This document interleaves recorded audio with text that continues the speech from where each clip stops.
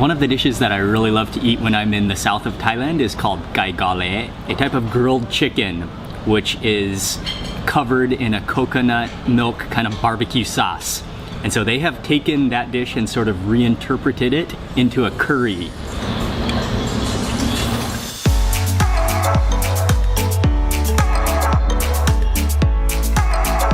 Hey everyone, it's Mark Wiens with migrationology.com in Bangkok, Thailand. I just got off the BTS at Chitlom Station, and for lunch today, Ying and I are heading to a restaurant called Paste. Chef Jason Bailey and Chef Kunbi have been really good friends of mine in Bangkok for many years, and I've eaten at their former location a number of times, but I have never been for a full meal at their updated location, which is at Gaysorn Plaza.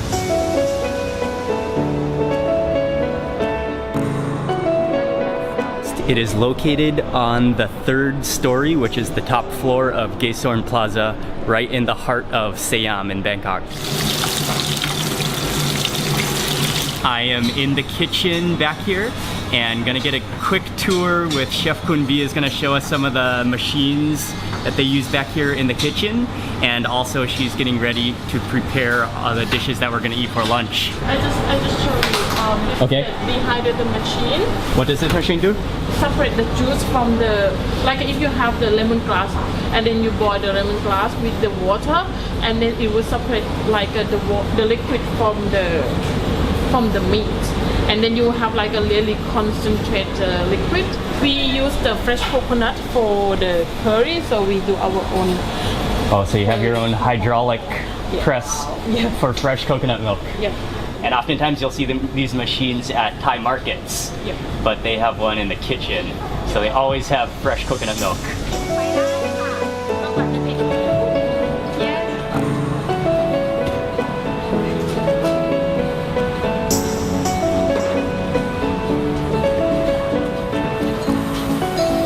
Chef Kundi just gave me a snack.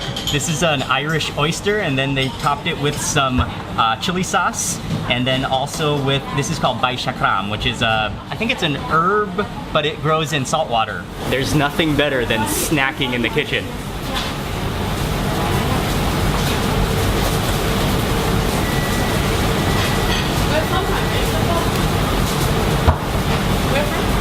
Oh wow.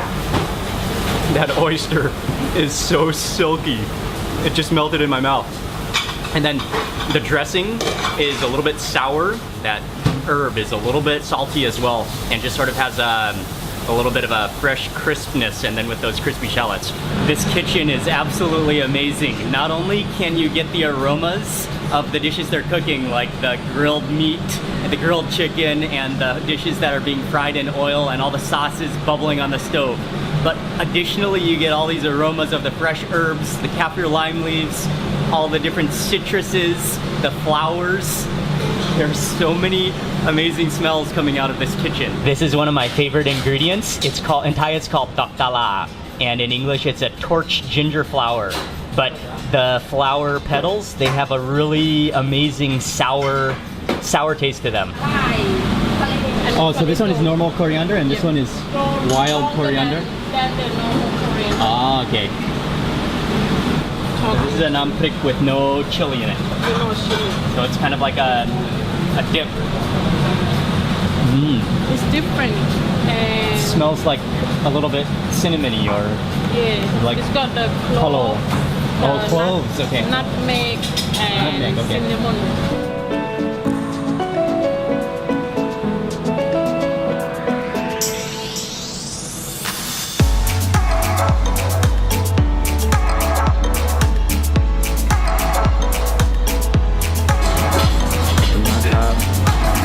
Ying and I are now sitting down in the main dining room to have lunch. All of the dishes are prepared. It's a really nice dining room. We got a view of Central World right across the road. The first thing that I'm gonna try right now is a type of nam prik. And nam prik is a Thai, usually it's a Thai chili dip or chili sauce. But this is a type of nam prik that uses no chilies, and it comes from, Chef Kunbi was telling me, comes from an ancient cookbook. And then this is an ingredient on the very top, which is a part of the lotus stem.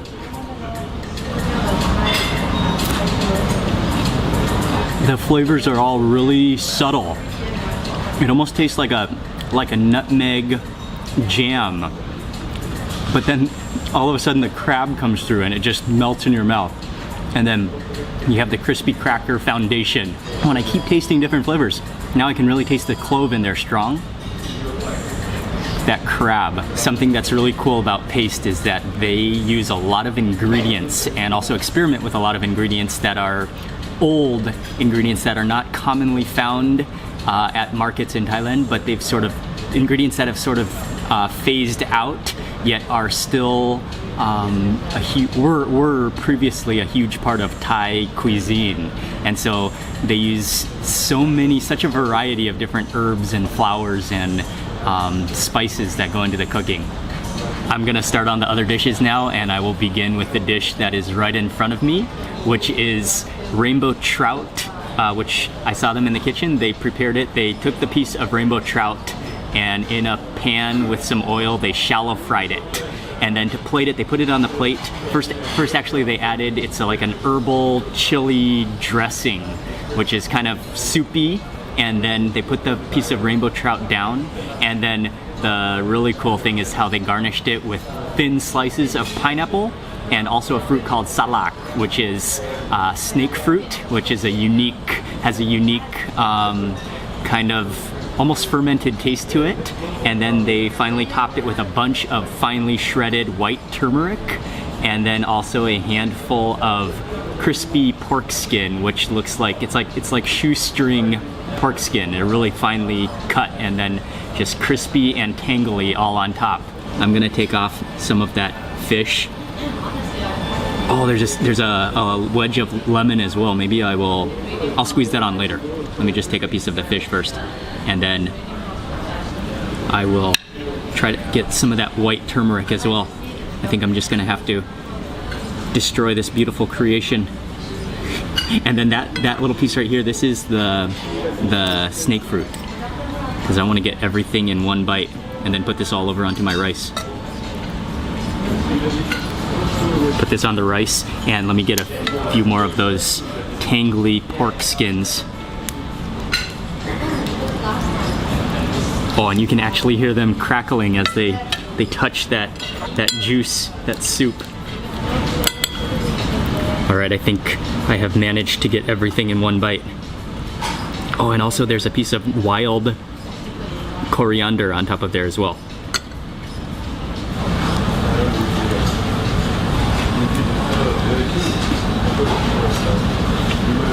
That's like a very citrusy, tangy fish with all that dressing. Oh, and I really love that piece of salak, the snake fruit, which is very, very unique in flavor, and it has kind of to me it sort of has a fermented, I always kind of compare it to a fermented apple. It tastes like an apple a little bit, but it has more of like a fermented taste to it. And then a piece of pineapple, it's juicy and sour, and then you get that crunch from the very thin pork rind, fried pork skin. And then the turmeric is like a very, very mild ginger, the white turmeric, but very, very mild in flavor, and just sort of gives it a crisp texture. I want to taste that broth real fast. I think that's a chicken stock with herbs and spices in it.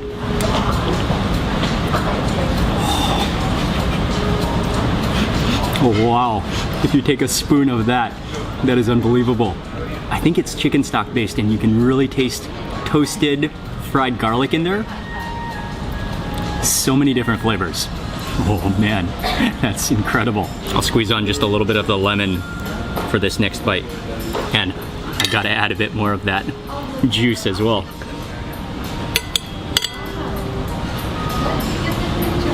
I have a hanging pork rind. I have to follow it with a spoon of soup. I'm gonna move on to the crab curry. This dish is called Gang Pak Thai Bu Chakachan Prik Thai Dam, and this is a southern Thai style curry with Thai spanner crab, and then also with pepper, and then they garnished it with some some hummingbird flowers as well as some pennywort leaves, and then I saw him sprinkle it with a bunch of black pepper as well. When he was preparing this dish in the kitchen, I saw him first put a layer of boneless, shellless crab in the dish, and then he scooped on the curry. The curry sauce was prepared separately in a pot, and then after that he scooped on all of that curry and then added some more crab and then seasoned it with a bunch of black pepper and all of the herbs. I know I have a lot of favorite things in the world, but shellless crab as well as southern Thai curry is just hard to beat. Oh, and you can see how thick and rich that curry sauce looks. It's not I don't think it's a coconut milk based curry, but it's a very heavy herb based curry, I think. And I think probably some turmeric is in there to make it yellow as well. And I'm sure there's just a huge amount of different herbs and spices that go into this. You can smell the spiciousness. Oh, that is a big bite. I think I can handle it.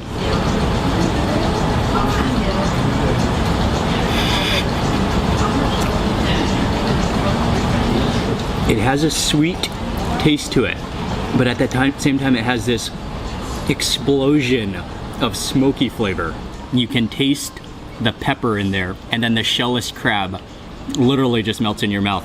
I didn't even need to chew that. One of the dishes that I really love to eat when I'm in the south of Thailand is called gai gale, and it is a type of grilled chicken which is covered in a coconut milk kind of barbecue sauce. And so they have taken that dish and sort of reinterpreted it into a curry. And normally in the south it's usually on a big bamboo skewer and then they grill it. And here in the kitchen they took a piece of chicken. I think it's an entire it's like a breast with the drumstick or with the wing attached. And in the kitchen, they really smoked it out. I'm not sure what he put on the fire, but just smoke was pouring from the grill, and then he put the chicken on the grill. And using a piece of lemongrass, he basted it in coconut milk, and then he just let the smoke pour over the grilled chicken. And then after that, they put it into a bowl and then covered it in the gravy curry sauce, which I believe is coconut milk based. And then there should be some red chilies in there. And then the final touch was a handful of crispy shallots on top. And then also it's served with a pickle. Oh wow, that just feels so tender as I press my spoon into it. And this is the breast side of it. Oh, I gotta get a little bit of that skin too. Okay, I'll go for that piece. And then let me add some of the sauce to it.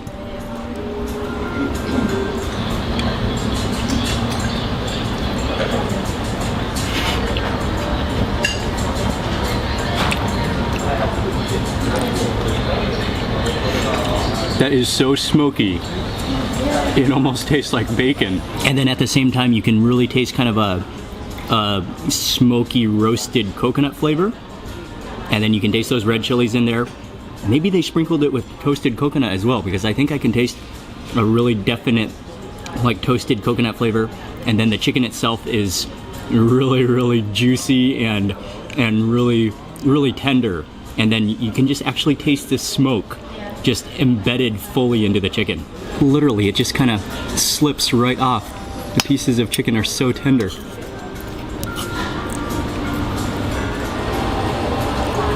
Go on to my rice. For this bite, I'll take some of the namajat, which is a pickle, and there are very thinly shaved cucumbers, and there are shallots in here. There is coriander. I think both. This is the difference between this one here is wild coriander, and then this one is non-wild coriander. And what else is in here? Citrusy broth, and then also you can even see like the pulp from something. I'm not totally sure, but I will add this to my bite for this time.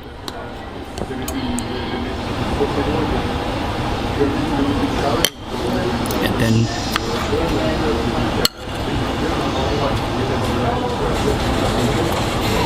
that gives it an extra refreshing taste. The dressing is a little bit sweet and tangy, but then filled with all of those really, really fresh and really finely chopped up herbs and vegetables and the cucumber. I just got a refill on rice, and this is the purple rice berry. so this is a totally different rice. Everything is really good, but this crab curry is just unbelievable. Put that onto the rice berry.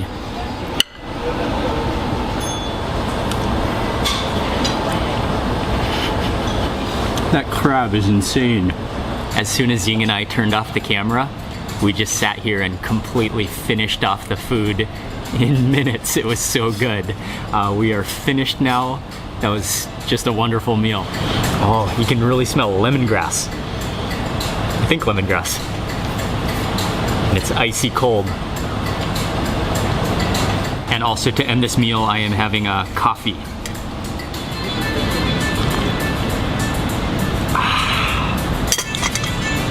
What I love so much about the food at Paste is that the flavors are so complex but balanced so perfectly well. And they use so many different ingredients in their cooking, but they keep the Thai taste. And it's kind of modern, progressive Thai food. So they are always creating new combinations of ingredients, but still holding to the Thai balance of flavor. I think the chefs just have a real passion and also an acute knowledge of Thai flavor and Thai taste, and it really comes through in the dishes. When I was talking with Chef Kun Bi, she mentioned that some of their signature dishes stay the same on the menu, but a lot of the dishes rotate due to season and availability of ingredients, and also they're always constantly developing and progressing their menu, so they are experimenting with different ingredients and creating new dishes. Also, I do want to mention that I didn't pay for my meal just because they're nice and we are friends, but I'm the one who actually asked if I could come here to Paste Gaysorn, and so this is not a sponsored video. If you are looking for a top-notch, high-end, modern, progressive Thai restaurant in Bangkok, Paste is an amazing restaurant. Yeah, I love the food at Paste. Thank you all very much for watching this video. Please remember to give it a thumbs up if you enjoyed it, and also leave a comment below, and also make sure you subscribe for lots more food and travel videos, and I will see you on the next video.